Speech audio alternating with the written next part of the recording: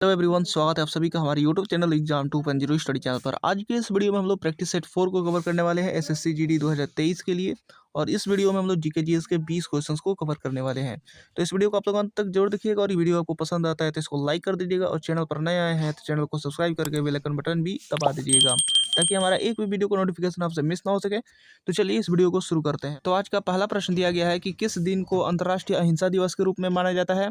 Option दिया गया है 30 जनवरी, 1 मई, 2 अक्टूबर, 24 अक्टूबर। तो इसका करेक्ट आंसर हो जाएगा ऑप्शन नंबर सी, 2 अक्टूबर को मनाया जाता है। महात्मा गांधी के जन्मदिन पर मनाया जाता है इसको अंतर्राष्ट्रीय अहिंसा दिवस। उसके बाद आगे देखते हैं, अगला प्रश्न है 22वां नंबर की निम्नलिखित में से कौन निर्गम उपकरण नहीं है। तो इसका करेक्ट आंसर क्या होगा। इसका करेक्ट आंसर हो जाएगा प्रकाशिक लक्षण अभिज्ञाता। ये निर्गम उपकरण नहीं है, बाकी ये सभी निर्गम उपकरण हैं। उसके बाद आगे देखते हैं 23वां नंबर की निम्नलिखित में से किस युक्ति द्वारा किसी वस्तु का प्रतिबिंब सदैव आभासी और छोटा बनता है। आपको बताना है कि आभासी और छोटा किस दर्पण में या फिर लेंस में बनता है हमेशा। तो इसका करेक्ट आंसर हो जाएगा उत्तल दर्पण। उत्तल दर्पण में हमेशा आभासी बनता है और छोटा बनता है। ऑप्शन नंबर सी करेक्ट हो जाएगा। इसके बाद अगला प्रश्न दिया गया है 24 नंबर की जब बर्फ को 0 डिग्री सेल्सियस से 10 डिग्री सेल्सियस तक गर्म किया जाता है तो जल का आयतन आपको बताना है कि बढ़ता है या फिर घटता है या फिर समान रूप से रहता है। ऑप्शन दिया गया है, इसमें से आपको करेक्ट आंसर बताना है। तो इसका करेक्ट आंसर हो जाएगा ऑप्शन नंबर बी, पहले बढ़ता है फिर कम होता है। क्योंकि बर्फ को जब हम लोग गर्म करते हैं तो 4 डिग्री सेल्सियस पर अधिकतम तापमान रहता है, यानी 0 से लेकर के 4 डिग्री सेल्सियस तक पहले बढ़ता है, फिर उसके बाद 4 डिग्री सेल्सियस से घटने लगता है। इसका मतलब कि पहले बढ़ेगा फिर उसके बाद कम होगा। ऑप्शन नंबर बी करेक्ट हो जाएगा इसमें। आगे देखते हैं 25 नंबर दिया गया है कि यदि एक घटिया वस्तु की कीमत गिर जाती है तो उसकी मांग, आपको बताना है कि उसकी मांग में क्या होती है, बढ़ती है या फिर वही बनी रहती है या फिर गिर जाती है या फिर ये सभी। तो कौन सा इसमें से करेक्ट होगा। तो इसका करेक्ट आंसर क्या होगा। इसका करेक्ट आंसर हो जाएगा कमी हो जाती है, यानी गिर जाती है। उसके बाद अगला प्रश्न दिया गया है 26वां नंबर की मुगल बादशाह बाबर की मृत्यु कहाँ हुई थी। तो इसका करेक्ट आंसर आपको बताना है। ऑप्शन दिए गए हैं लाहौर, काबुल, आगरा, दिल्ली। जल्दी से इसका कमेंट में बताइए आंसर। तो इसका करेक्ट आंसर हो जाएगा मुगल बादशाह बाबर की मृत्यु आगरा में हुई थी। ऑप्शन नंबर सी करेक्ट हो जाएगा। और कब हुई थी, तो 26 दिसंबर 1530 में हुई थी आगरा में। उसके बाद आगे देखते हैं, जलियांवाला बाग हत्याकांड के समय भारत का वायसराय कौन था। आपको बताना है कि जब जलियांवाला बाग हत्याकांड हुआ था उस समय भारत का वायसराय कौन था। ऑप्शन दिया गया है Lord Linlithgow, option number B दिया गया है लॉर्ड चेम्सफोर्ड, सी है लॉर्ड वेवेल और डी है लॉर्ड इरविन। तो इसका करेक्ट आंसर क्या होगा। इसका करेक्ट आंसर हो जाएगा लॉर्ड चेम्सफोर्ड। लॉर्ड चेम्सफोर्ड था। और जलियांवाला बाग हत्याकांड जो हुआ था वो 13 अप्रैल 1919 में हुआ था। 1919 में हुआ था 13 अप्रैल को।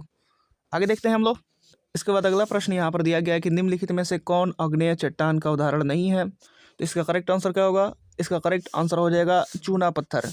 चूना पत्थर आग्नेय चट्टान का उदाहरण नहीं है, बाकी ये सभी के सभी ग्रेनाइट हो गया, बेसाल्ट हो गया या फिर डायराइट हो गया, ये सभी आग्नेय चट्टान का उदाहरण है। आगे देखते हैं 29वां नंबर की भाषाई आधार पर गठित भारत का पहला राज्य कौन सा है। तो आपको बताना है कि भाषा के आधार पर गठित की गई भारत का पहला राज्य। तो इसका करेक्ट आंसर हो जाएगा आंध्र प्रदेश। आंध्र प्रदेश है, जो कि 1 अक्टूबर 1953 को आंध्र प्रदेश राज्य का गठन हुआ था। यह राज्य स्वतंत्र भारत में भाषा के आधार पर गठित होने वाला पहला राज्य था। आगे देखते हैं 30वां नंबर, हॉकी की एक टीम में कितने खिलाड़ी होते हैं। तो आपको बताना है इसका करेक्ट आंसर। इसका करेक्ट आंसर हो जाएगा 11 खिलाड़ी होते हैं। और हॉकी जो है भारत का राष्ट्रीय खेल भी है। उसके बाद अगला प्रश्न दिया गया 31 नंबर की राष्ट्रीय गोवर्धन योजना की शुरुआत किस प्रदेश से हुई है। ऑप्शन दिया गया है गुजरात, महाराष्ट्र, हरियाणा, तेलंगाना। तो आपको बताना है इसमें से किस प्रदेश से हुई है राष्ट्रीय गोवर्धन योजना की शुरुआत। तो इसका करेक्ट आंसर हो जाएगा ऑप्शन नंबर सी, हरियाणा से हुई है। और मनोहर लाल खट्टर जो कि मुख्यमंत्री थे, उन्होंने ही 2018 में 30 अप्रैल 2018 को शुरुआत की थी राष्ट्रीय गोवर्धन योजना। उसके बाद आगे देखते हैं, पूंजीवादी अर्थव्यवस्था में कीमत निर्धारित किसके द्वारा होती है। तो इसका करेक्ट आंसर हो जाएगा मांग और पूर्ति द्वारा कीमत निर्धारित होती है।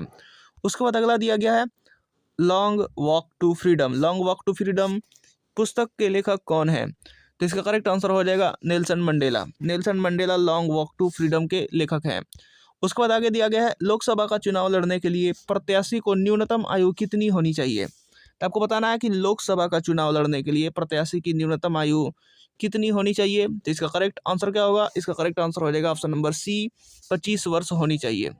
ऑप्शन नंबर सी करेक्ट हो जाएगा। उसके बाद आगे देखते हैं 35वां नंबर की विश्व बैंक का अन्य नाम है। आपको बताना है कि एक अन्य नाम विश्व बैंक का क्या है, वर्ल्ड बैंक का। तो इसका करेक्ट आंसर क्या होगा? इसका करेक्ट आंसर हो जाएगा अंतर्राष्ट्रीय पुनर्निर्माण तथा विकास बैंक। अंतर्राष्ट्रीय पुनर्निर्माण तथा विकास बैंक विश्व बैंक का अन्य नाम है। उसके बाद अगला प्रश्न यहाँ पर दिया गया है कि हरारे किस देश की राजधानी है।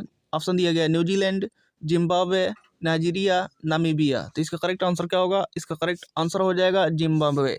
जिम्बाब्वे की राजधानी हरारे है। उसके बाद आगे दिया गया कि भारत की जनसंख्या में ऋणात्मक वृद्धि दर किस दशक में दर्ज की गई थी। तो आपको बताना है कि ऋणात्मक वृद्धि दर वो भी जनसंख्या में किस दशक में दर्ज की गई थी। तो इसका करेक्ट आंसर क्या होगा? इसका करेक्ट आंसर हो जाएगा 1911 से 1921 तक यहाँ पर ऋणात्मक वृद्धि दर दर्ज की गई थी जनसंख्या में। उसके बाद आगे देखते हैं निम्नलिखित में से कौन सा संसाधन अजैव और नवीकरणीय है। तो आपको बताना है कि कौन सा संसाधन जो है वो अजैव है और नवीकरणीय है। तो इसका करेक्ट आंसर हो जाएगा जल। उसके बाद अगला प्रश्न दिया गया है कि विशेष आर्थिक क्षेत्र यानी SEZ स्पेशल इकोनॉमिक जोन की अवधारणा सर्वप्रथम कहाँ से शुरू की गई थी। तो इसका करेक्ट आंसर हो जाएगा ऑप्शन नंबर ए, चीन से शुरू की गई थी। उसके बाद अगला और इस वीडियो का लास्ट प्रश्न दिया गया कि निम्न में से कौन सी रबी की फसल नहीं है। तो इसका करेक्ट आंसर आपको बताना है। ऑप्शन दिया गया है गेहूं, जौ, चावल, चना। तो इसका करेक्ट आंसर क्या होगा? इसका करेक्ट आंसर हो जाएगा चावल नहीं है रबी की फसल। रबी की फसल जो होती है वो अक्टूबर नवंबर में बोई जाती है और मार्च अप्रैल में काट ली जाती है। तो इसका correct answer option number C हो जाएगा चावल। और कमेंट बॉक्स में बताइए कि चावल किस ऋतु की फसल है, आपको बताना है। कमेंट बॉक्स में उसका नाम जरूर बताइएगा। तो उम्मीद करता हूँ कि वीडियो आपको पसंद आया होगा। अगर अभी तक अपने चैनल को सब्सक्राइब नहीं किया है तो चैनल को सब्सक्राइब कर लीजिए और साथ में बेल आइकन बटन भी दबा दीजिएगा ताकि हमारा एक भी वीडियो को नोटिफिकेशन आपसे मिस ना हो सके। और डेली प्रैक्टिस करने के लिए हमारे चैनल के साथ जुड़ जाइए। तो मिलते हैं अगले वीडियोज़ में।